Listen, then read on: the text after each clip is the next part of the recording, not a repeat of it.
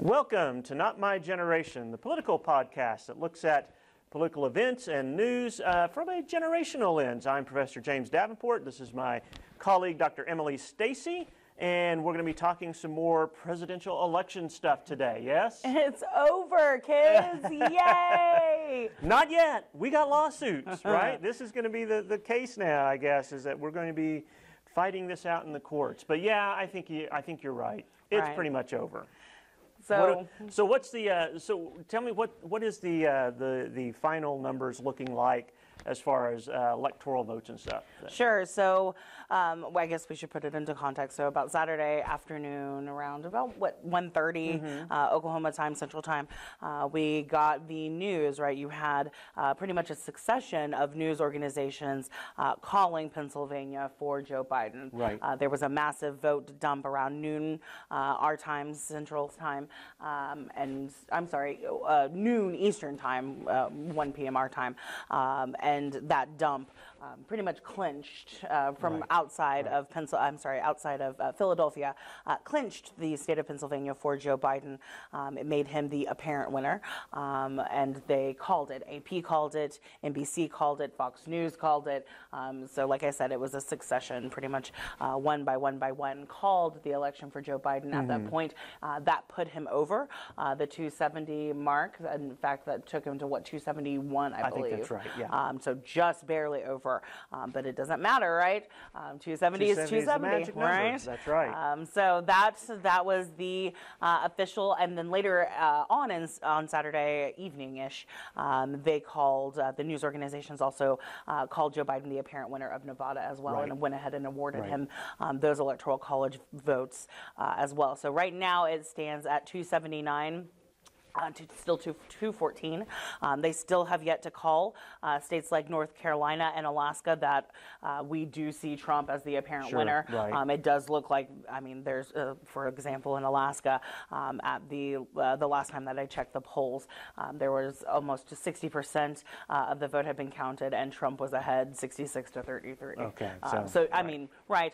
So I just out of an abundance of, caution, I think folks are, waiting until every last vote is counted, and I think that's good because, of course, as you alluded to, we have a lot of fraud claims, legal actions that are being taken at the moment. But it does look like once all of the states are called, the interesting thing, probably for political scientists, is that the Electoral College vote is likely to be the exact inverse of 2016.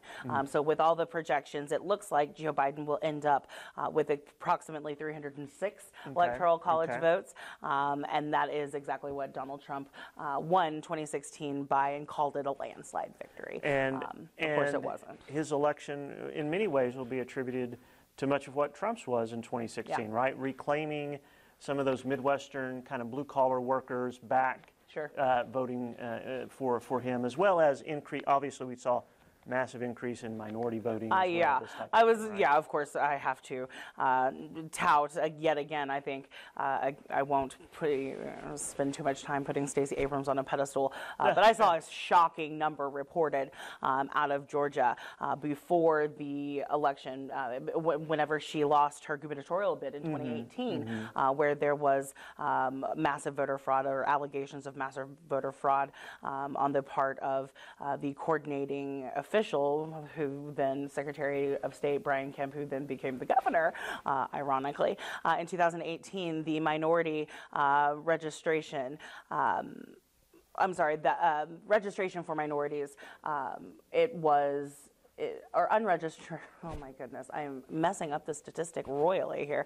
22% of minorities were unregistered. There we are. And now at 2020, Stacey Abrams did such an incredible job registering, like we've said, about 800,000 voters.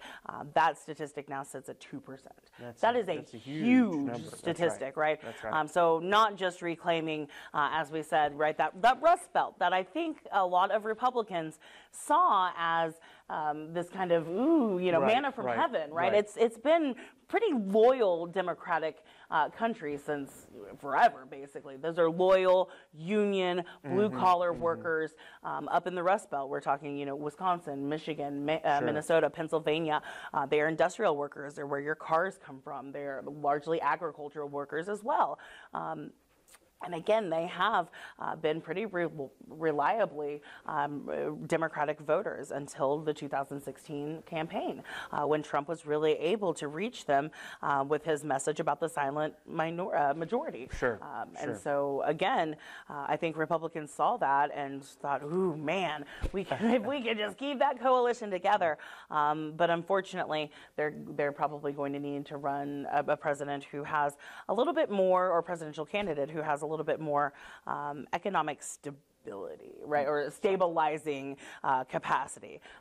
I think, the reaction by the stock market, for example, yesterday, I think a lot of folks, especially Trump voters, thought that, the stock market was going to crash, and everybody was, so afraid of what a Biden victory would do to the economy. And really, the stock market was pretty excited. It also got an injection, no pun intended, from the announcement that there is a 90% effective coronavirus vaccine that is likely to make it on the market to average folks like you and I, not until next year, but still progress. So, of course, the stock market was also inflated by that. But really, the crash that was expected, or the precipitous drop that was expected due to the Biden news, didn't happen. And I think a lot of that, Mr. Economist over here can probably vouch with me or for me. A lot of that is due to the economy really just wants, and the stock market really just wants, stability. The stock market particularly, and I was in a conversation with someone the other day, the stock market values stability as much as anything else. And so to the extent that they view this, now again, I think oftentimes we put too much emphasis on the reactions. Stock market reactions to election results usually are not permanent. In other words, you have a bump and then it goes back to down to normal, or you have a decline and then it goes back up to normal. So it's usually kind of this temporary thing. But to the extent that they did not feel that a Biden administration was going to be something harmful to them, obviously you didn't see this kind of drop that some people expected. Turning to a couple of things that I have seen in social media and actually in other public forums and things like this. A couple of things. You mentioned that the media called the Biden victory in Pennsylvania on Saturday afternoon, and I've heard a lot of people saying, well, the media doesn't determine who the president is. All right, okay, that's correct. But none of these people were saying that in 2016 when the media called the election for Donald Trump, or in 2012, or in 2008. The point here is every election, every presidential election that we have, the media will base on the known vote that has been cast plus the known vote that's still out, make a projection, and that's what they say. Joe Biden is the projected winner. They know that the states still have to certify the votes, and that's why they use that term, projected winner. And so we need to be, back away a little bit from this notion that there's something nefarious going on, that the media is trying to make Joe Biden president. All they're doing is what they've done for at least 40 years or more, which is looking at what the vote totals have been coming in, what's still out there, and making a projection based on that. And so the conspiracy theories need to start fading away, please. I hope so, on that. The second thing is this notion of fraud, right? And this is Trump now has moved into the legal realm, basically alleging that there is massive fraud in some of these states, particularly Pennsylvania and perhaps Georgia and or Arizona, but all in states, all this fraud occurred only in states that he lost, apparently, right? But again, they have not yet to produce any evidence of that in a court of law. And that's going to be the real thing. Can they do that? And let me make something clear. Every election has fraud in it. It doesn't matter what's going on, right? And most of it is rather mundane stuff, right? I moved, I forget to re-register, and I vote in my O precinct, which I'm not supposed to do. Or I thought I was registered, and I really wasn't, and I voted, or stuff like that. Right. So you've got these types of things that occur. The question isn't, is there fraud? The question is it significant enough to change the outcome? And at this point, even if there was significant fraud, or even if there was fraud, there's no evidence that it was widespread enough to change the final outcome in these states. And so now, listen, anything can happen, and the Trump is going to have their day in court, so does the Trump campaign is going to have their day in court. But at this point in time, they've produced nothing but allegations for the most part of this, and no hard evidence that, A, there was significant widespread fraud in any of these states that would have changed the election outcome, and that's what's important. So we need to keep kind of some calm heads. We need to understand, and look, the Republican leadership and the Republican legislature, it controls Pennsylvania. You have a Republican governor in Georgia, a Republican elections official in Georgia, and the legislature is controlled by Republicans. And none of these folks are coming out here saying we've got massive fraud that needs to be looked into and investigated, right? So that should be a hint that maybe what's being said isn't accurate to this point. But that's not the only controversy that we've got going on, right? So the GSA, you were mentioning about GSA and some issues going on there. Yeah, so the transition so far, I think as we kind of expected, and I think that's the perfect transition, right? From that conversation is that we have a lot of citizens that have yet to accept the outcome of the election, but you also have a president who, and an administration that has yet to also accept the apparent reality of the election results. And so the GSA is the General Services Administration, and they are the agency within your federal government that is responsible for basically initiating the transition of power between presidential administrations. And so you have an administrator, currently a Trump appointee, Emily Murphy is her name, and they are supposed to issue there's what is known as a certificate of ascertainment, ascertaining, right, that Joe Biden or whomever is the apparent winner of the election. And let me piggyback on what Professor Davenport just finished talking about. In no way does the certificate of ascertainment nullify the legal challenges that are going on. So there's nothing that the certificate of ascertainment does to, again, end the legal challenges that are going on, or to, crown Joe Biden the king and nothing else is, or president and nothing else matters. It simply gets the ball rolling on a transition of presidential power, which we want, right? As American citizens, you want, whether your person won or lost the election, you want the continuity of your government services to continue. You want your government to continue to function between, presidential power transitions. And so, again, this agency is responsible for, opening up the money to Joe Biden, right? Allowing them to set up email addresses. I mean, really mundane things. Allowing them office space so that they can discuss classified information that they're going to need to know to start running an administration on day one or even before that. But unfortunately, yesterday, the administrator, Emily Murphy, as I mentioned her name, refused to issue that certificate of ascertainment because President Trump, who appointed her again, has yet to concede the election. There has been no concession call. And in fact, on this day in history, children, Tuesday, November 10th is today.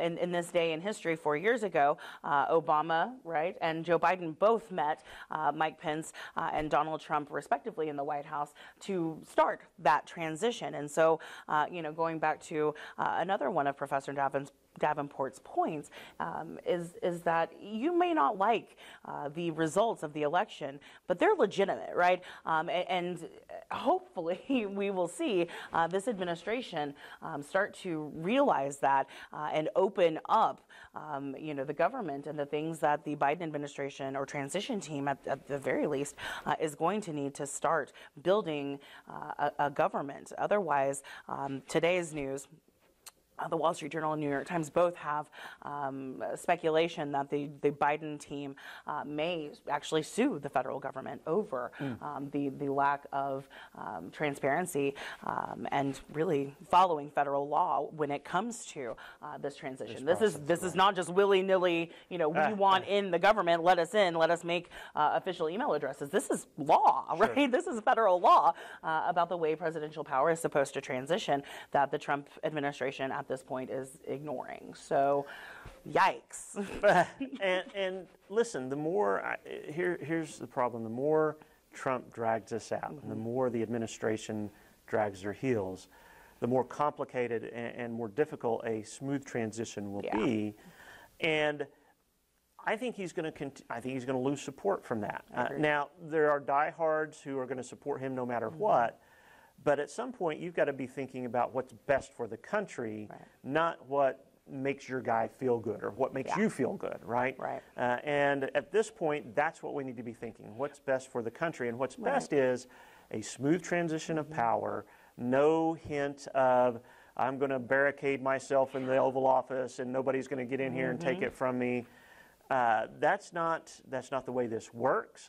And we need to be encouraging our officials at all levels to say, hey, this is what has happened, and let's move forward, right? That doesn't mean we're all going to agree on everything from here on out, but it simply means we're in the next phase of this process. And trying to be an obstacle to this transition can cause real damage to the new administration, and it can harm the interests of the country at large. I mean, we have national security concerns. We have other concerns as far as what's going on in the economy, these types of things, what's happening with COVID, all of this kind of information that needs to be shared with the new administration so they understand what they're coming into. And if that doesn't happen, they're really being put behind the 8 ball, so to speak, as far as being able to get a good start. I'm not terribly concerned. I think you're absolutely right. I think for any other administration or transition team coming into it, it would put them behind the 8 ball. We're talking, about folks who have only been out of government, if that, for about 3.5 years. Well, so I think Harris is still a sitting senator, so she's there. Right? Thankfully, I think the team that Joe Biden is amassing is very well adept on taking on government, and they understand the ins and outs pretty well. So. Thankfully, there is at least that kind of silver lining. But yeah, this is dangerous, right? And again, you brought up yet another point I wanted to make. You mentioned national security and how this, being a detriment or an obstacle to the transition could harm national security. The interesting thing is not just neglecting the transition, but the way in which the sitting president is reacting to his apparent loss is also extremely dangerous. Yesterday, Monday, right, first business day after the election has been called, your Secretary of Defense, Mark Esper, was fired on Twitter. Not just fired, but fired on Twitter, which of course is Trump's real, you're fired type of moment, right? It's just a complete, slap in the face. Imagine getting broken up with on Twitter, right? It's the most public thing that could, possibly happen without making like a TikTok, I'm done video, like get your stuff and leave. So Mark Esper, again, Secretary of Defense, he has been one of Trump's targets for about a couple of months now, starting with the George Floyd protest back in May, April.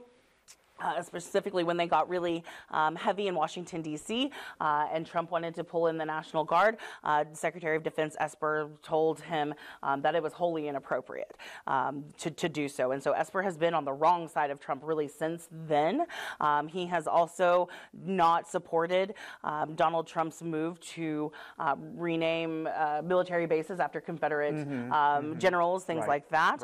And more recently, Esper has not been totally on the cybersecurity election interference rhetoric that Trump has been on as well. He's not been the cheerleader I think that Trump has wanted in touting potential election interference and kind of sowing the doubt. And so Esper's gone. He actually did an interview with Military Times that came out yesterday and essentially said, yeah, my replacement is going to be a yes man, and at this point we should be terrified. Quote unquote from, again, former Secretary of Defense Esper. And so the replacement, Christopher Miller, is just that. He is a yes man appointed by Trump, has worked in the kind of counterterrorism sub-agency within the Defense Department. Again, this is not typically the way this happens. As we know, secretaries of defense are typically, confirmed, et cetera. So again, we're not really sure where this sits in terms of constitutionality, but you also have 10 weeks until allegedly the transition of power is supposed to be complete. And so is anybody going to challenge Trump in replacing these big time cabinet positions? And do they have time to before the damage is done? Right. And I don't know. I don't know that there is a legal challenge they can do as head of the executive branch. His authority is pretty ensconced constitutionally.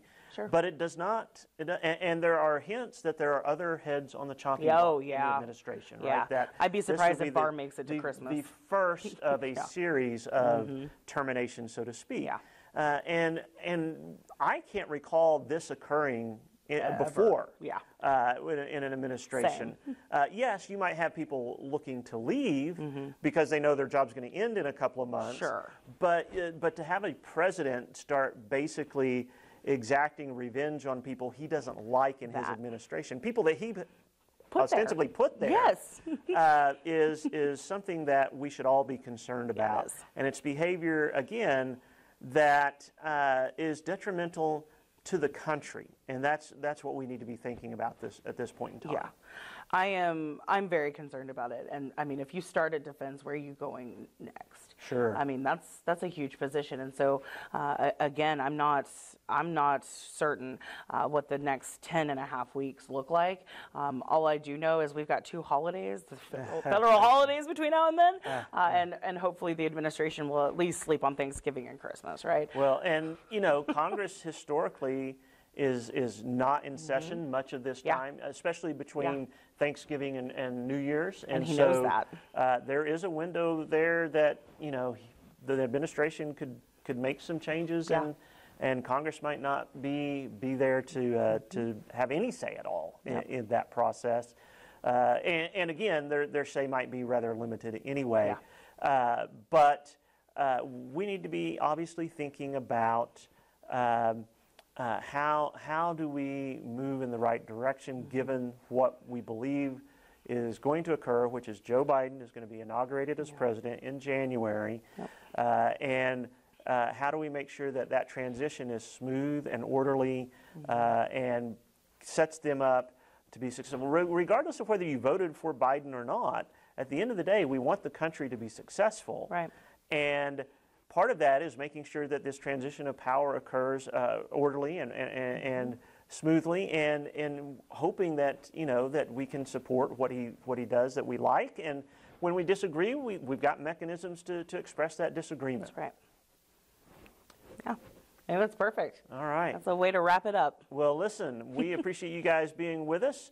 As always, if you would like to make a suggestion for a topic to be discussed or provide some feedback to us, you can reach us at notmygeneration@raider.rose.edu. And we will be back next time. Next week, I'm going to have some predictions. Now, I don't normally give predictions, but I'm going to go out on a limb and make some predictions next week. So, be back with us and hear Prognosticator Davenport's predictions. We'll see you then.